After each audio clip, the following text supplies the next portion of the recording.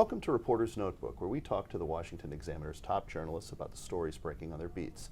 I'm Jim Antle. I'm joined today by energy and environment reporter Breanne Deppisch. Breanne, the Democrats have really been hammering on price gouging, saying that that's a big part of the problem when it comes to energy prices. What have they tried to do legislatively to address this, and sort of what is their argument?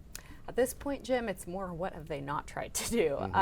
So basically, we've seen in the last several days and weeks, the House recently passed a version of legislation that would seek to combat price gouging, and the Senate attempted to pass its own version recently as well. That only cleared the Senate Commerce Committee. It was supported by a party line vote, 14-14, and it's unlikely that it would pass the evenly divided chamber. Right, the House effort did advance, and both of them basically seek to, they have the same goal essentially, but the House effort is the one that passed. So price gouging is considered to be suppliers are charging unfair prices, or prices that are beyond what the market should support. How are the Democrats defining this term?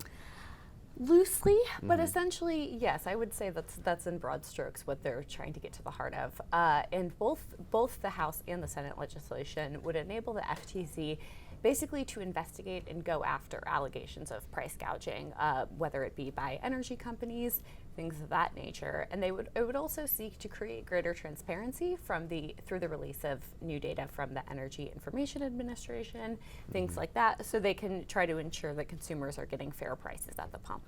So the Biden administration and congressional Democrats are really facing this as a political issue because it's a midterm election year. Control of Congress, both houses of Congress, is really in play. So it's important to them, I think, to try to get out in front of this issue, or at least be perceived as having done so, right?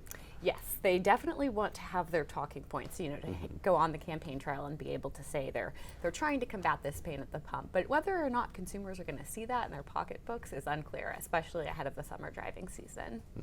So what has the Biden administration done with the diesel stockpile?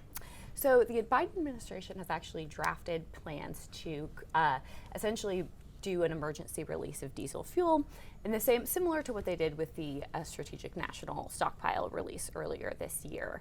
They have not yet decided to do so, but I'm told by White House officials that they've drafted the plan. It's in place, ready to go, because American drivers and consumers aren't the only ones that are seeing this huge increase in prices. It's also affecting supply chain and delivery, manufacturing, all up and down the East Coast and throughout the U.S. So you mentioned the summer travel schedule. Where do we stand with gas prices as we enter into these summer months? They are high and getting higher. Yes, so AAA forecasts no shortage of gas prices to come, but they also, interestingly, don't think it's going to deter Americans from driving.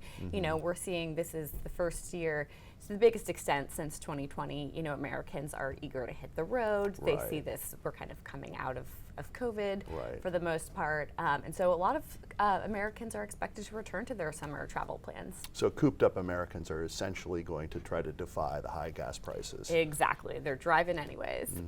Well, there's also a lot of gas in Washington, so we'll have to be keeping an eye on this issue. Thank you, Breanne. Thank you. You can read Breanne and subscribe to our Daily on Energy newsletter at washingtonexaminer.com.